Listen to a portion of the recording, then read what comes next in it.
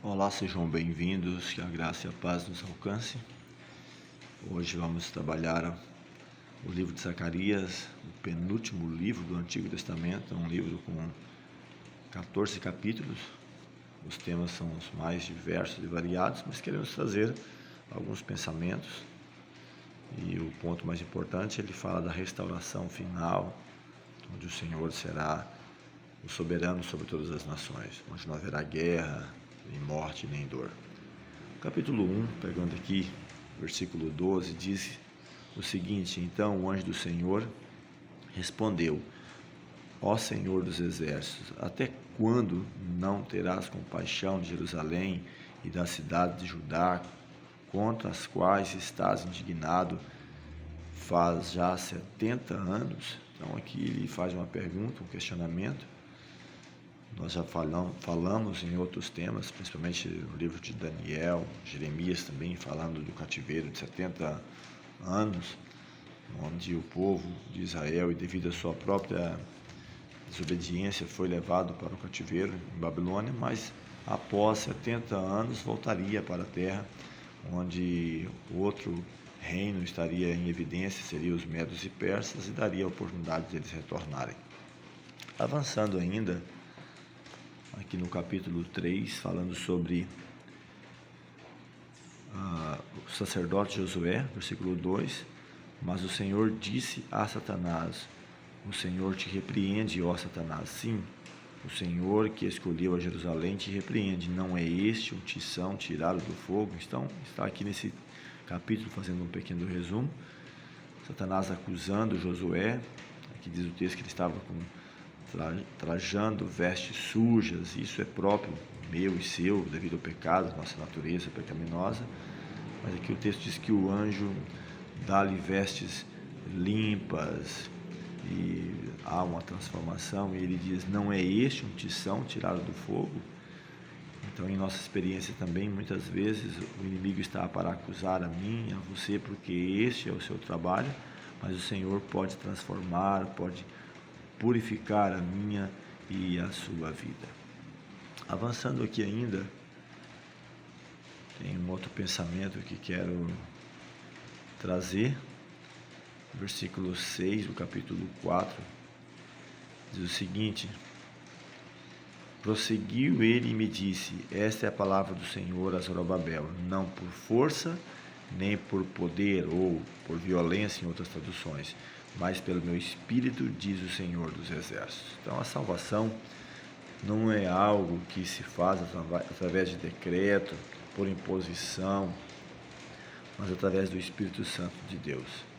Ele diz: nem por força, nem por poder, nem por violência, mas pelo meu Espírito, ao permitir que o Senhor toque na minha e na sua vida. Um outro pensamento que eu acho interessante também no livro que de Zacarias, onde ele traz algumas perguntas. Prosseguiu, versículo 11, né? Prosseguiu e lhe perguntei,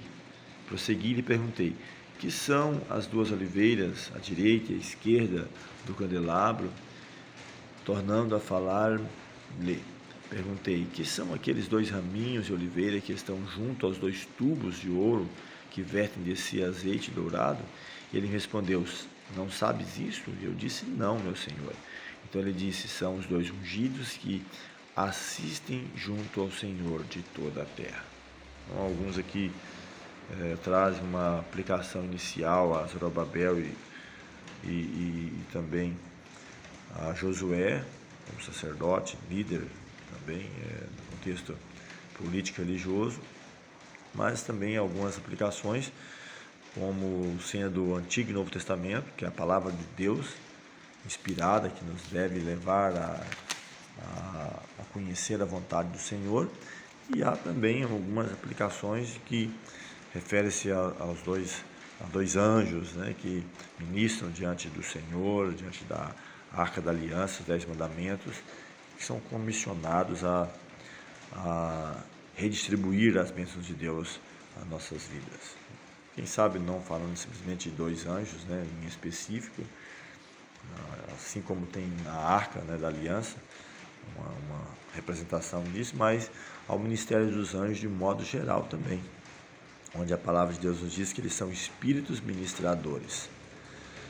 Um outro pensamento no capítulo 7, versículo 12 em diante, diz o seguinte: sim, fizeram o seu coração duro como diamante, para que não ouvissem a lei, nem as palavras que o Senhor dos Exércitos envia pelo seu Espírito mediante os profetas que nos precederam. Então você pode ver o título ali em cima, que está escrito que a desobediência foi a causa do cativeiro, isso para Israel. Por que razão?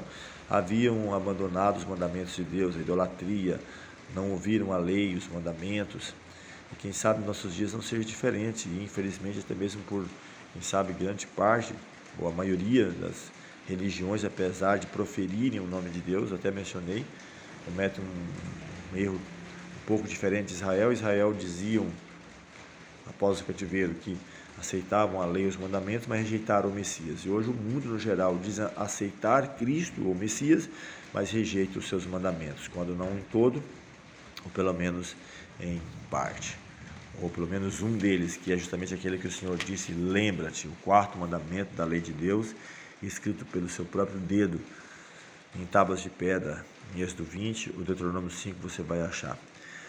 Uma mensagem falando sobre o rei vem de Sião, onde o texto diz, capítulo 9, versículo 9: alegra-te muito, ó filha de Sião, exulta, ó filha de Jerusalém, eis aí te vem o teu rei justo e salvador, humilde, montado em jumento, num jumentinho, cria de jumento. Então isso é uma mensagem inicialmente aplicada a Cristo e finalmente também a ele. Inicialmente eu digo, falando do seu primeiro advento, isso é bem retratado quando Cristo entra em Jerusalém montado em um jumentinho, mas ao fim, ao restaurar todas as coisas em glória, em majestade, para reinar para todo sempre. Um pensamento também interessante, capítulo 10, onde diz, versículo 1: pedi ao Senhor chuva no tempo da chuva serôdia, ao Senhor que faz as nuvens de chuva e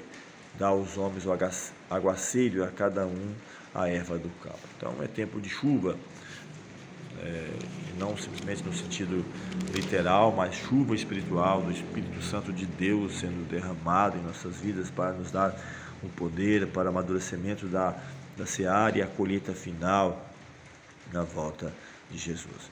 Um outro verso também que é aplicado a Cristo, né, no seu ministério, você pode acompanhar comigo, capítulo 11, versículo 12: eu lhes disse, se vos parece bem, dai-me o meu salário, e não deixai-o. Pesaram, pois, o meu salário 30 moedas de prata. Esse é o preço que Cristo foi avaliado, né? Entregue por um dos seus próprios discípulos. Tá? Então esse é o valor, o preço que foi dado. Qual o preço que temos dado a Cristo? Ele tem sido o primeiro, o melhor, o último e o mais importante em minha vida, em sua vida. Quero entrar aqui no último capítulo, fechando já o pensamento, né?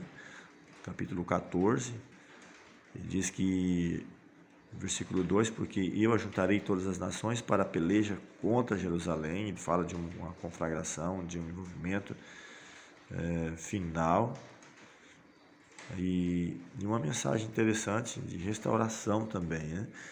O versículo aqui, parte final do versículo 6, diz: então virá o Senhor meu Deus e todos os santos com ele.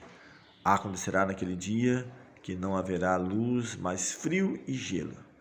Mas será um dia singular, conhecido do Senhor. Não será nem dia nem noite, mas haverá luz à tarde. Ou seja, uma transformação, a renovação, e ele fecha o pensamento em Zacarias de que o Senhor será o rei eternamente, onde todas as nações não vai mais estar a guerrear, mas servirá o Senhor. Ele fala de um pensamento de restauração não só para Israel, mas para todos os povos, tornando benditos e podendo adorar o Senhor por toda a eternidade. Que eu e você estejamos ali também, nossos familiares, e assim possamos viver com o Senhor para todos sempre.